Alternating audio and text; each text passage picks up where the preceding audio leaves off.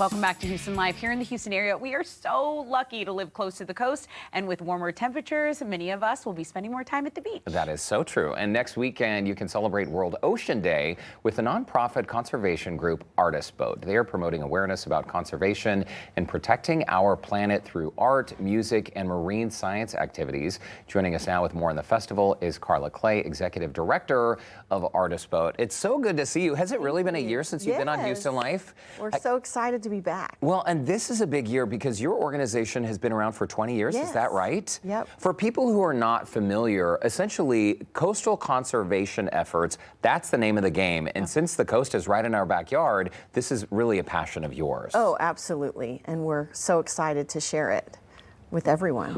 Oh, sorry, Tessa, to jump in, but what's on the agenda for next weekend? Oh, well, we'll start June 6th with a film called The Ark of Oblivion, which is a fun documentary about how we archive history in a universe determined to erase our history. Wow. And then on the 7th, we'll have nature journaling workshops by an award-winning author, Kimberly Ridley, at the Artist Boats Preserve. Okay. On Friday, there's 3. You have to register. It's free. And then on the 8th, we have the World Ocean Day Festival. Well, that's amazing. So this is a lot of events. We have some information on the screen for our viewers here. June 8th, East Beach Park, Galveston.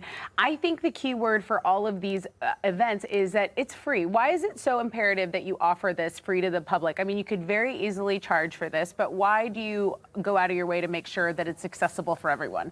Well, we really want people to come to Galveston, experience the ocean, and learn. And so the day of World Oceans Day, we have over 25 exhibitors with lots of stories to tell about sea turtles or what to do if you find a stranded marine mammal. So we really want the education to be accessible to all walks of life.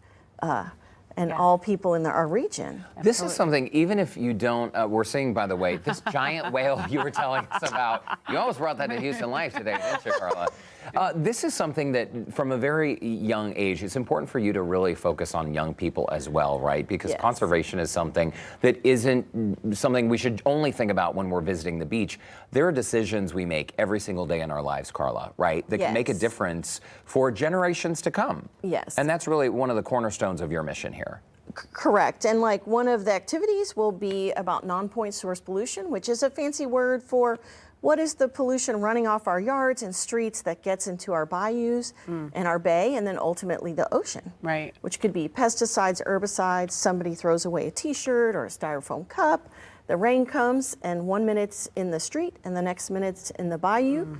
And those things entrap and endanger wildlife frequently. Yeah, and you know, we mentioned the summer months coming up. The beach is somewhere we all love to go and enjoy. It's something we share. So it's important that we keep it clean. In this 20 years of conservation, is there anything that sticks out to you that you have learned or that you love or that people should know about?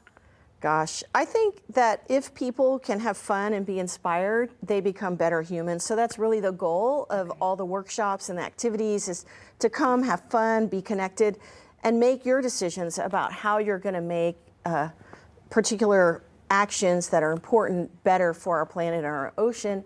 And it's so hard to regulate it that we have to implore people to do what they can. Right, we have to self-regulate. Yeah. Well, and globally, I mean, we've all seen, we were chatting during commercial break about that video that circulated about a month ago of these young people dumping trash into the ocean. There was a public outcry about this, Carla. I'm sure it just made you itch the way it made me. I mean, the hair stood up on the back of my neck. I was so angry about this. But really, World Ocean Day, this was established by the UN to talk about pollution in our oceans and overfishing and all of the issues faced by ecosystems that we can't see because they're under the water. Oh yeah, and it's completely overwhelming. And so that's what we hope with all the different workshops and exhibitors, that people can become unoverwhelmed and inspired to take small actions. And collectively, there's like 8 million people in our region. If we all just stopped using single-use plastic water bottles, the world would notice if Houston quit. What an impact. Tessa and I were just chatting about this yesterday. A single-use bottle, I mean, it's going to outlast all of us, right? So you use it just for a few minutes, you toss it away, you throw it away, but away is somewhere, and that bottle lives on for what, 200 years, 300 years before it breaks down. Maybe more. Well, Carla Clay, you're such an inspiration, Oh, really. y'all are so kind. You are. Thank you. And please mark your calendars to go out next weekend. There is a full roster of events. The entire family can enjoy it. For more info about the World Ocean Day Festival, you can visit our website, HoustonLife.tv. Just look for that scene on Houston Life section. 20 years and counting, Carla. Yes. Congrats on all the work you've done with Congratulations. Artist Boat, and thanks for doing it. Thanks for sharing your show with us. We are so Absolutely. grateful. Hey, bring that whale next time. Okay, yeah.